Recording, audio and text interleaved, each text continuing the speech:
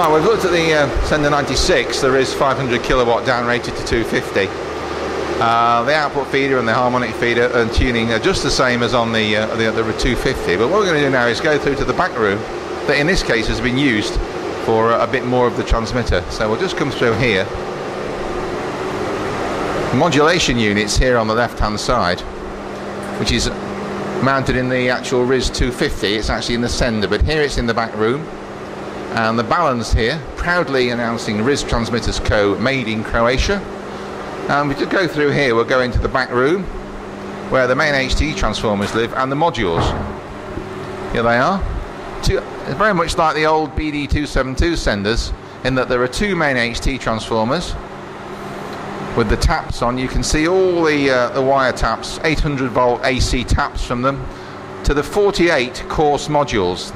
The coarse ones are identified by the thick coils on the end at 76 kilohertz. So these are the coarse modules.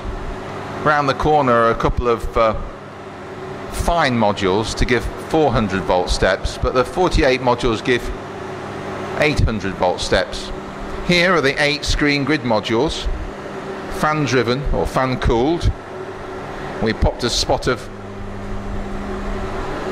a little yellow dot on so we can observe whether the fan's actually going around through the window when it's operating.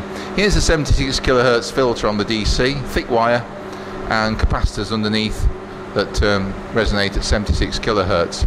In the corner, in the cabinet, there is some HV switching to actually turn the sender on and off. And behind me is a transformer made in Manchester that transforms 415 volts AC in this country to 380 volts for the continental standard, because of course this was made for the continental market, so it needed a special transformer to get down to their supply voltages. We've used a bit of the old transmitter here, the old BD272 that stood here, the former Sender 96. We've used this module here to short out on this lug here the DC, and to short out here the incoming AC. I think you'll agree with me that we do know there's an earth on there that is well and truly solid. They were made well in 1960.